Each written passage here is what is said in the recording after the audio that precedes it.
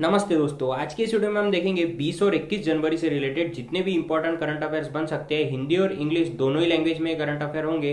अगर आपको इस वीडियो की पीडीएफ फाइल चाहिए तो डिस्क्रिप्शन बॉक्स में मैंने लिंक दिया है, वहां से आप पीडीएफ फाइल भी डाउनलोड कर सकते हैं और मेरे साथ टेलीग्राम या फिर इंस्टाग्राम पर भी जुड़ सकते हैं, जहां पर डेली क्विजेस होती है। तो चलिए बिना देरी करते हुए शुरू करते हैं आज का वीडियो।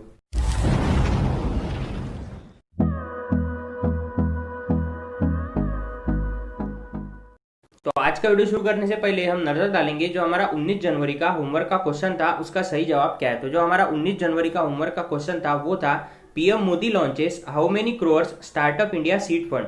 पीएम मोदी ने कितने करोड़ का startup India seed fund launch किया है। तो इसके लिए जो ऑप्शन दिए गए थे वो थे 3,573 करोड़ रुपए, 1,000 करोड़ रुपए, 1,973 करोड़ रुपए या फिर 4,573 करोड़ रुपए। आप में से कई लोगों ने इसका जवाब सही भी दिया था। इसका जो सही जवाब है वो है 1,000 करोड़ रुपए। अब यहाँ पर किसकी बात हुई, तो यहाँ पर बात हुई है स्टार्टअप इंडिया सीड फंड की और पीएम नरेंद्र मोदी जी की। तो चलिए देखते हैं दोनों से ही रिलेटेड कुछ इंपॉर्टेंट फैक्ट। ये है भारत के प्रधानमंत्री नरेंद्र मोदी। हाल ही में इन्होंने स्टार्टअप इंडिया सीड फंड जो है वो 16 जनवरी 2021 को इसकी शुरुआत की है। उसके बाद में अब ये जो इसका नाम रखा गया है वो क्या है, तो प्रारंभ स्टार्टअप इंडिया इंटरनेशनल समिट 2021 के अनुसार ये जो स्टार्टअप इंडिया सीड फंड है इसका जो 1,000 करोड़ रुपए का लॉन्च है वो उन्होंने किया है। उसके बाद में अब ये किसने किया है, तो ये किया है पीएम नरेंद्र मोदी जी ने। तो उनसे रिलेटेड इंपॉर्टेंट फैक्ट भी पता होना काफी ज्यादा जरूरी हो जाता है। तो ये है पीएम नरेंद्र मोदी। इनका जो जन्म है वो हुआ था 17 सितंबर 1950 को। उसके बाद में हुआ कहां पर था, तो वो हुआ था वडनगर गुजरात में। उसके बाद में जब भी पीएम नरेंद्र मोदी जी की बात आती है तो मैं आपको एक बात हमेशा बताता हूँ, वो ये है कि वो 14 नंबर के सीएम रहे हैं गुजरात के और वो 14 नंबर के ही पीएम है इंडिया के। यानी कि जो वो गुजरात के सीएम थे तो वो थे 2001 से 2014 तक, और जो भारत के प्रधानमंत्री वो बने थे 26 मई 2014 से अभी भी रनिंग, यानी कि 2021 में भी वही भारत के पंत प्रधान है। तो इतनी जानकारी हमें पीएम नरेंद्र मोदी जी से इस सवाल से मिलती है। तो आज के करंट अफेयर में जो हमारा पहला सवाल है वो कुछ इस प्रकार है कि the ministry of culture announce that birth anniversary of Netaji Subhash Chandra Bose on January 23 will be celebrated as which day.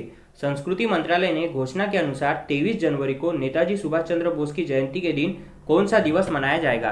तो इसके लिए जो ऑप्शन है वो है प्रवासी दिवस, पराक्रम दिवस, नेताजी दिवस या फिर विजय दिवस। तो इस सवाल का जो सही जवाब है वो है पराक्रम दिवस। अब यहाँ पर किसकी बात हुई है, तो यहाँ पर बात हुई है नेताजी सुभाष चंद्र बोस की, और उनकी जयंती जो है वो 23 जनवरी को मनाई जाती है। तो इस साल ये जयंती के दिन जो है वो पराक्रम दिवस मनाया जाने वाला है। तो यहाँ पर कहीं ना कहीं नेताजी सुभाष चंद्र बोस जी की बात हुई है। तो चलिए देखते हैं नेताजी सुभाष चंद्र जी के जीवन से रिलेटेड कुछ इंपॉर्टेंट फैक्ट। यह है नेताजी सुभाष चंद्र बोस। इनका जो जन्म दिवस है वो होता है 23 जनवरी 1897 को। उसके बाद में उनकी जो बर्थ प्लेस है वो है कटक, जो कि उस समय बंगाल में था लेकिन वर्तमान में ये ओडिशा में है। उसके बाद में इनकी जो डेथ है वो हुई थी 18 अगस्त 1945 को।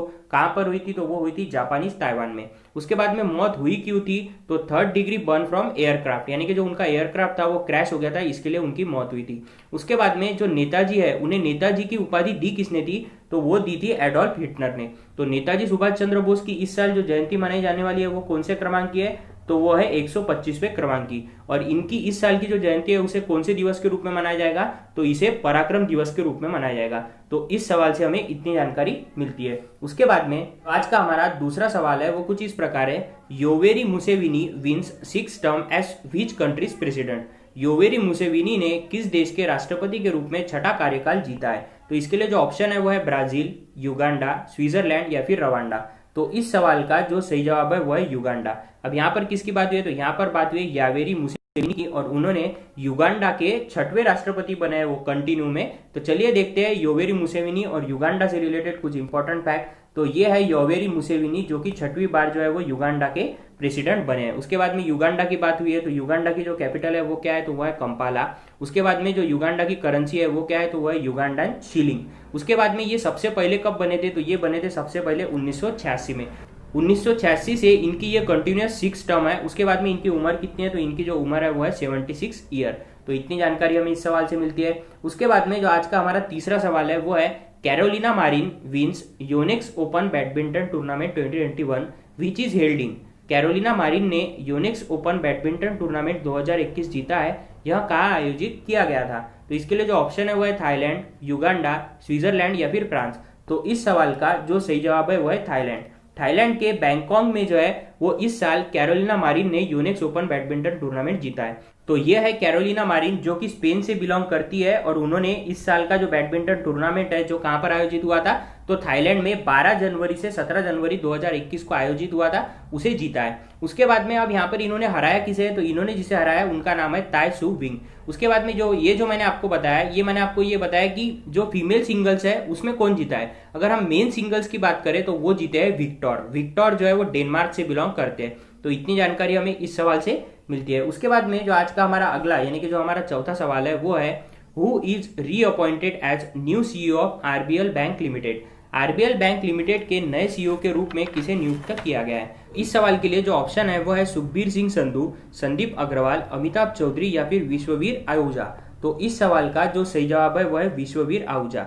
अब यहाँ पर किसकी बात हुई है, तो यहाँ पर कहीं ना कहीं आरबीएल बैंक लिमिटेड की बात हुई है। तो आरबीएल का लॉन्ग फॉर्म, हमें ऐसा लगेगा कि आरबीएल का कुछ लॉन्ग फॉर्म है, लेकिन ऐसा नहीं है। आरबीएल की जो बैंक है इसे पहले रत्नाकर बैंक कहा जाता था, लेकिन अब इसे रत्नाकर बैंक लिमिटेड भी कहा जाता है। उसके बाद में अगर हम बात करें विश्ववीर आहूजा की, तो ये कितने बार बने हैं, तो ये रीअपॉइंट हुए, यानी कि इसके पहले भी सीईओ यही थे और अभी भी सीईओ यही है। उसके बाद में आरबीएल बैंक की बात हुई है, तो आरबीएल बैंक का फॉर्मेशन हुआ कब था, तो वो हुआ था 1943 में। उसके बाद में आरबीएल बैंक का जो हेडक्वार्टर है वो कहां पर है, तो वो है मुंबई में। तो इतनी जानकारी हमें इस सवाल से मिलती है। उसके बाद में जो आज का हमारा अगला यानी कि जो हमारा पांचवा सवाल है वो है PM Modi appointed as chairman of Somnath temple trust, it is located in which state.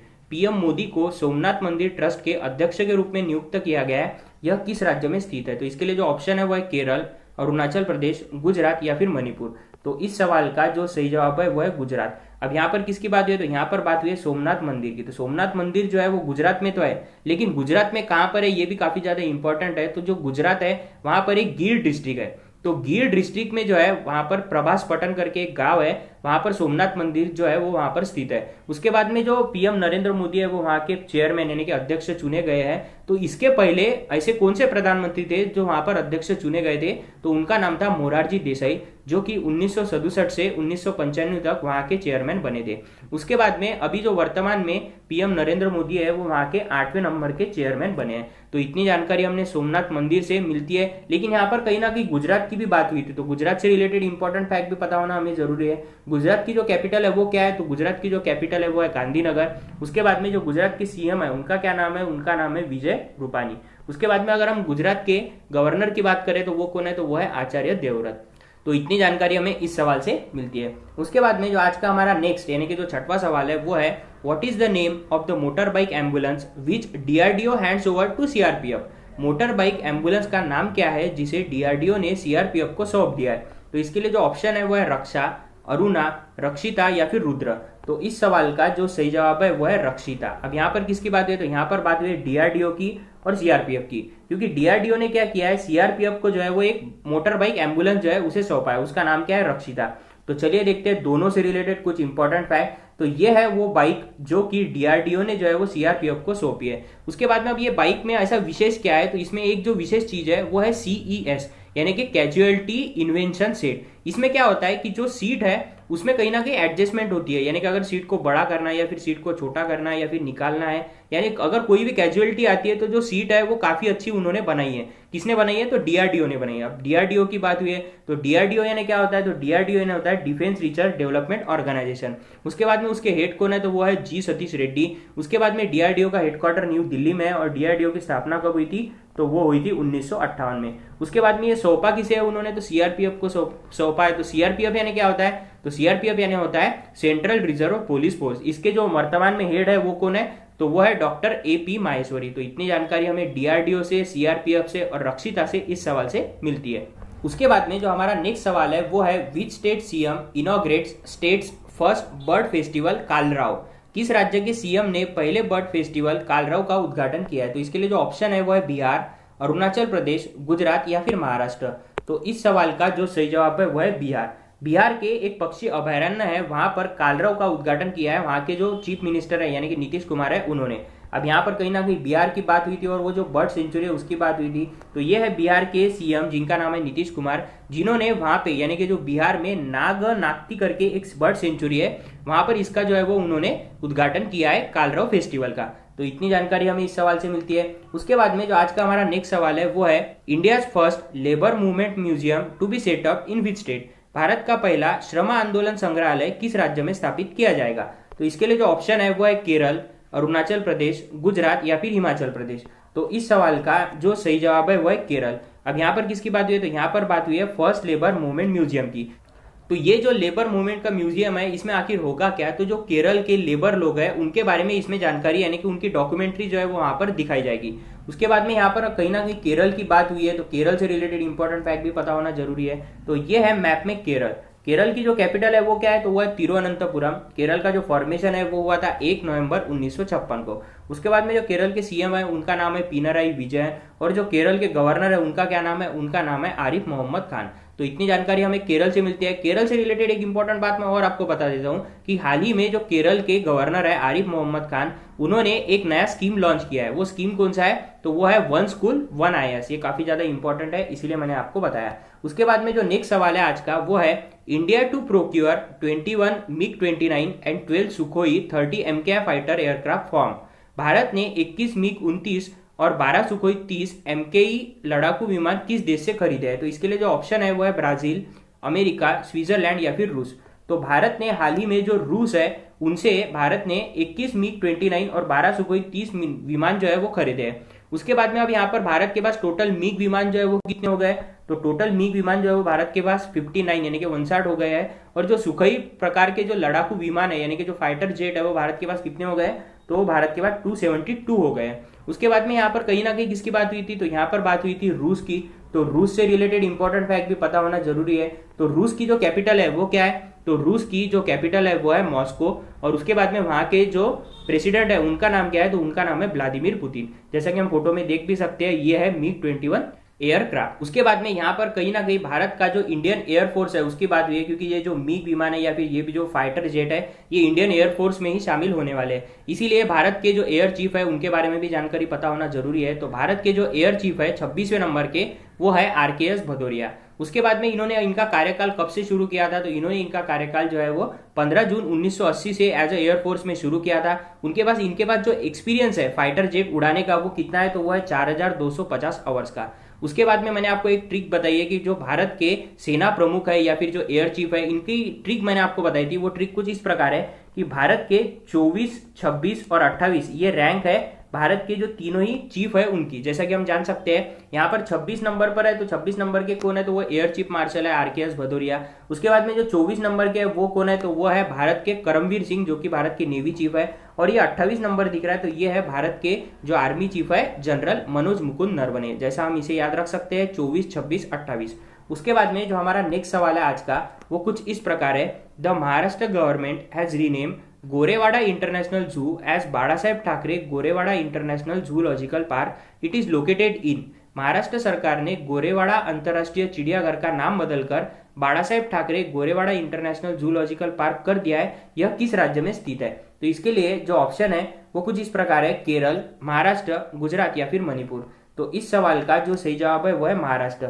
अब महाराष्ट्र में कहां पर है, तो महाराष्ट्र के नागपुर में जो है वो गोरेवाड़ा इंटरनेशनल जू जो है वहां पर लोकेट किया गया है। और हाल ही में इसका जो नाम है वो Balasaheb Thackeray Gorewada international zoological park कर दिया गया है। और इसका जो उद्घाटन है वो कौन करेंगे, तो 26 जनवरी को इसका जो उद्घाटन है वो महाराष्ट्र के जो सीएम है जिनका नाम है उद्धव ठाकरे वो करने वाले हैं। अब महाराष्ट्र की बात हुई है तो महाराष्ट्र के जो सीएम है वो उद्धव ठाकरे, और महाराष्ट्र के जो गवर्नर है उनका क्या नाम है, तो उनका नाम है भगत सिंह कोश्यारी। अब भगत सिंह कोश्यारी जी की बात हुई है तो ये और कौन से राज्य के गवर्नर है, तो ये गोवा राज्य के गवर्नर है। तो इतनी जानकारी हमें इस सवाल से मिलती है। इसके बाद में जो आज का हमारा होमवर्क का क्वेश्चन है वो कुछ इस प्रकार है, for which country when Rooni who has played the most matches and scored the most goals has retired from the game. किस देश के लिए सबसे ज्यादा मैच खेलने वाले एवं सबसे ज्यादा गोल करने वाले फुटबॉल के खिलाड़ी वेन रूनी ने खेल से संन्यास ले लिया है। तो इसके लिए जो ऑप्शन है वो है ब्राजील, इंग्लैंड, स्विट्जरलैंड या फिर रूस। अगर आपको इस सवाल का सही जवाब पता है तो मुझे कमेंट कर कर जरूर बताइए। और अगर आपको वीडियो अच्छा लगे तो वीडियो को लाइक कीजिए और चैनल को सब्सक्राइब करना मत भूलिएगा।